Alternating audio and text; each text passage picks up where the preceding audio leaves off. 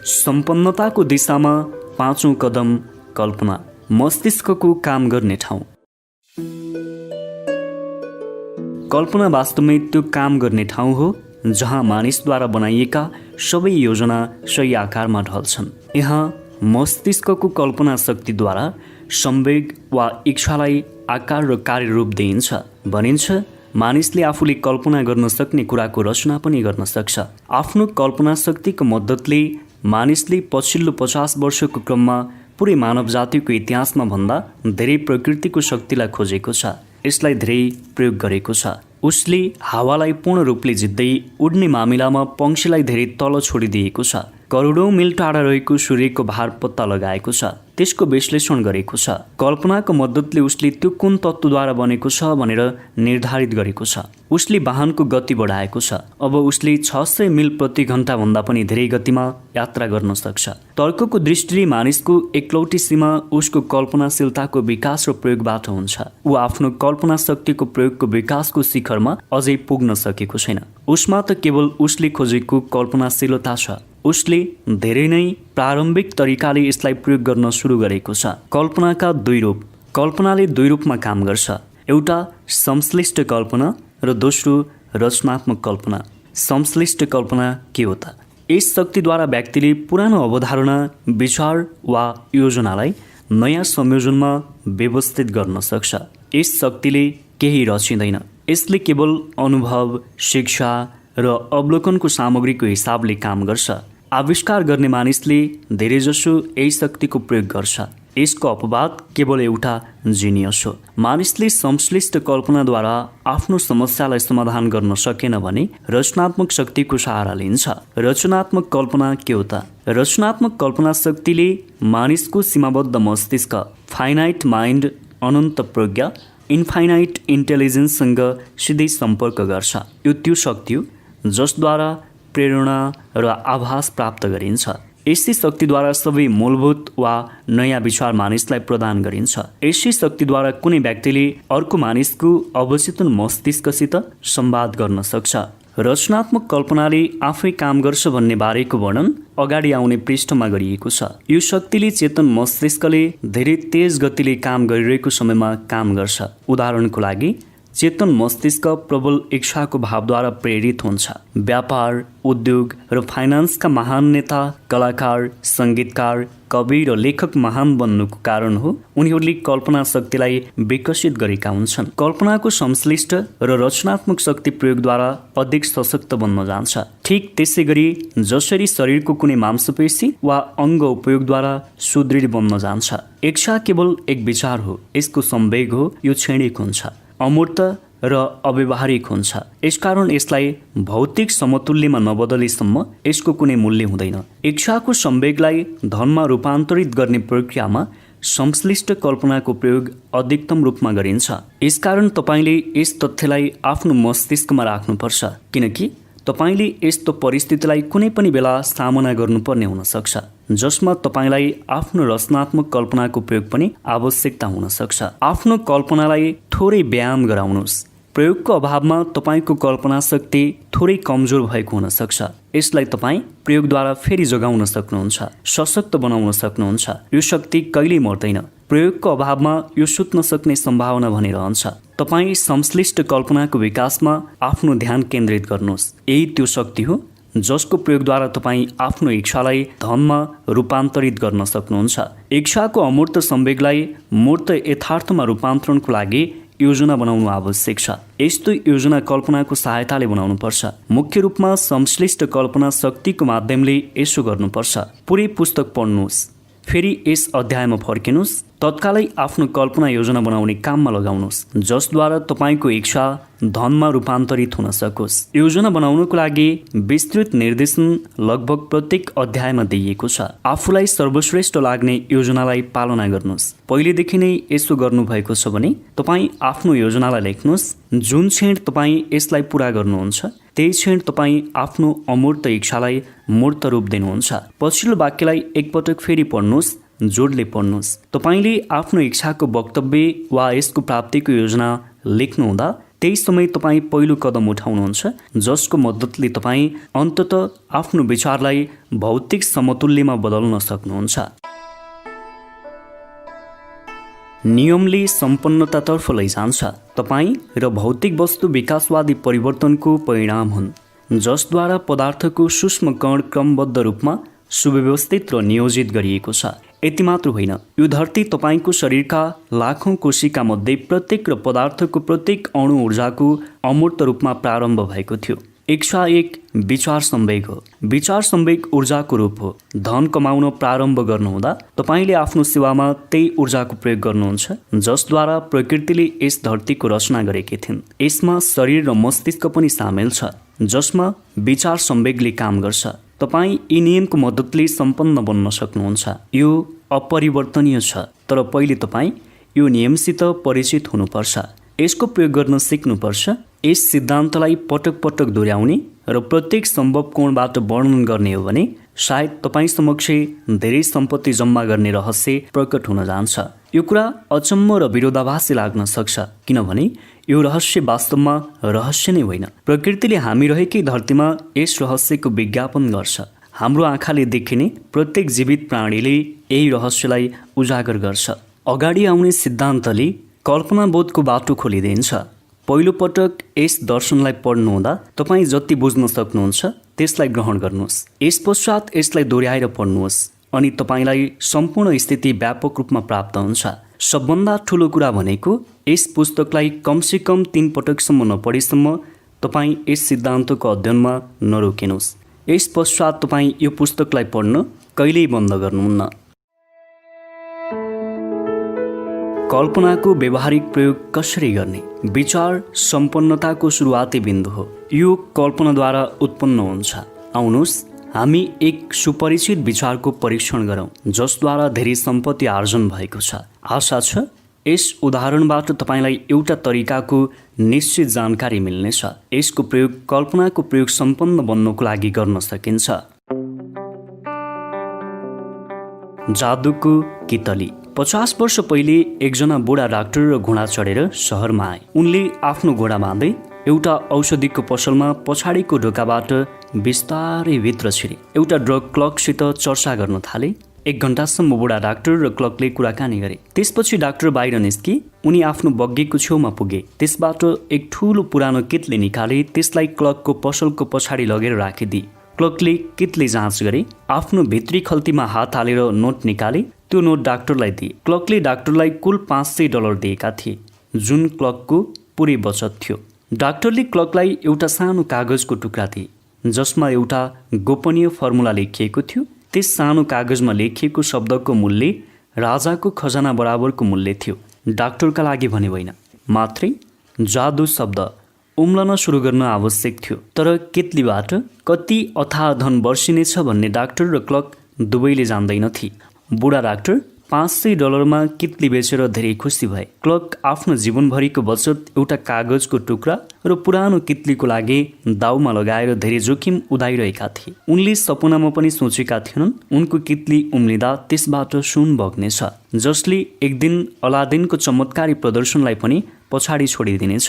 क्लर्कले किनेको चिज एउटा विचार थियो। कितलीको चमत्कारी प्रदर्शन सुरु हुँदा यसको नयाँ मालिकले गोपनीय निर्देशनसहित एउटा तत्त्व मिलाए जसको बारेमा डाक्टर केही जान्दैनथे। सोच्नुहोस्, के तपाईँ बताउन सक्नुहुन्छ वास्तवमा त्यो के थियो जुन त्यस युवकले गोपनीय सन्देशसित मिलाएको थियो जसको कारण कितलीबाट सुन वर्षिन थाल्यो? यहाँ तपाईँलाई एउटा वास्तविक कहानी बताउन गइरहेको छु जुन एक विचारको रूपमा प्रारम्भ भयो। आउनुहोस् हामी सुनको त्यस विशाल थुप्रोतर्फ हेरौँ जुन विचारबाट उत्पन्न भयो। यस थुप्रोले धेरै धन कमाएको छ। आज पनि यसले संसारमा कितलीको सामग्रीलाई करोडौँ मानिससम्म पुर्याइरहेको छ। मानिसलाई धन कमाएर दिइरहेको छ। पुरानो कितली आज संसारमा सबभन्दा ठुलो उपभोक्ता मध्ये एक हो। यस कारणले यसले हजारौँ मानिसलाई रोजगार उपलब्ध गराइरहेको छ। पुरानो कितलीले प्रत्येक वर्ष करोडौँ काँचको बोतललाई काममा ल्याउँदा काँचको काम गर्ने धेरै मानिसलाई रोजगार मिल्छ।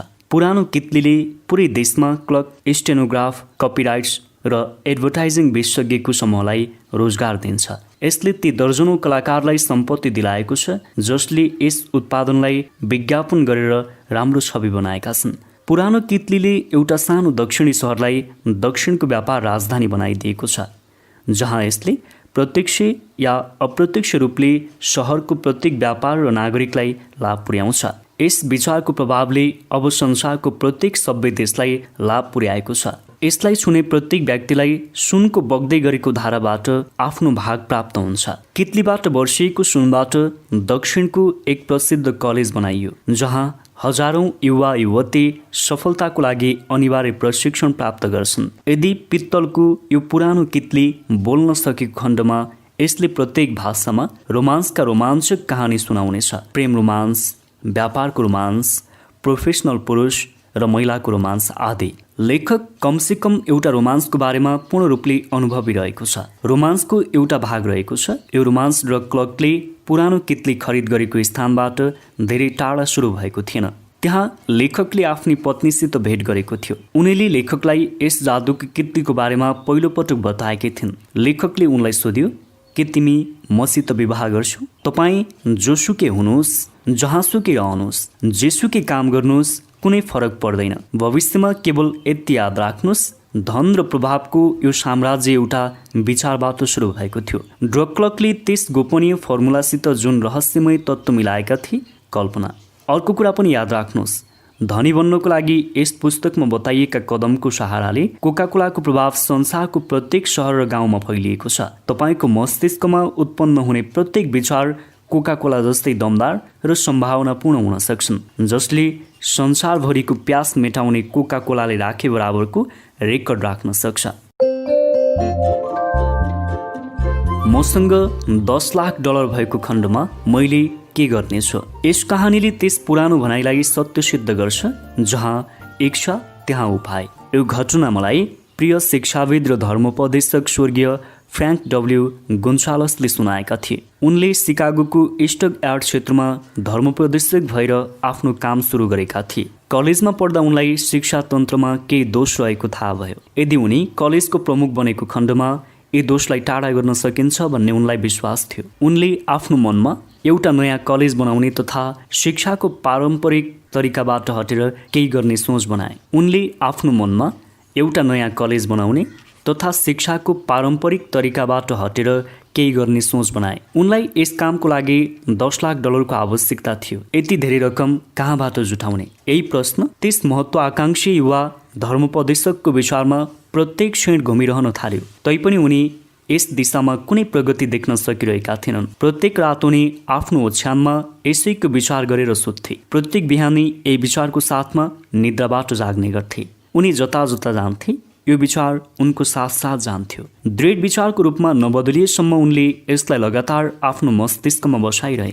दार्शनिक र धर्मोपदेशक भएको कारण डाक्टर गोन्सालसलाई थाहा थियो, जीवनमा सफल हुने सबै मानिसले पनि यसलाई जान्दछन्।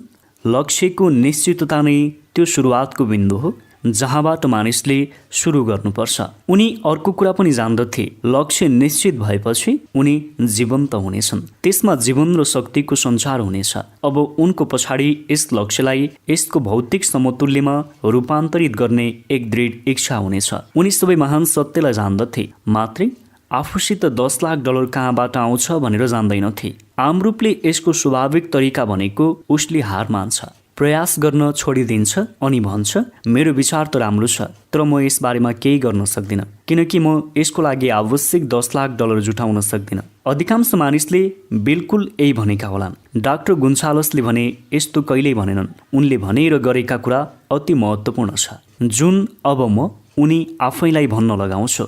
शनिबारको एक अपराह्नमा म आफ्नो कोठामा बसिरहेको थिएँ। आफूले सोच्ने बाहेक केही पनि गरेको छैन भनेर सोचिरहेको थिएँ। अब कर्म गर्ने समय आइसकेको थियो। मैले आफ्नो मनमा एक साताभित्र जसरी भए पनि 10 लाख डलरको राशि जुटाउनेछु भनेर दृढ निर्णय गर्नु थियो। एक निश्चित समयसीमामा धनराशि जुटाउनु महत्त्वपूर्ण कुरा थियो। म समयसीमाभित्र धनराशि जुटाउने निर्णयमा पुग्दा मलाई एउटा आश्चर्यजनक राहत मिल्यो। यस्तो मलाई पहिले कहिल्यै महसुस भएको थिएन। म भित्र मानौ कोही बोलिरहेको थियो, तिमी यस निर्णयमा धेरै पहिले किन पुगेनौ? यो धनराशिले तिमीलाई लामो समयदेखि पर्खिरहेको छ। घटना तेज रूपमा घट्यो। मैले केही पत्रकारलाई बोलाएँ र अर्को बिहान प्रवचन दिनेछु भनेर घोषणा गरेँ। प्रवचनको शीर्षक बताएँ, यदि मसित $10 लाख भएको खण्डमा मैले के गर्नेछु। म तत्कालै प्रवचन गर्नको तयारीमा जुटेँ। म तपाईँलाई साँचो कुरा बताउँछु, प्रवचन तयार गर्ने काम गाह्रो थिएन। यसको त मैले लगभग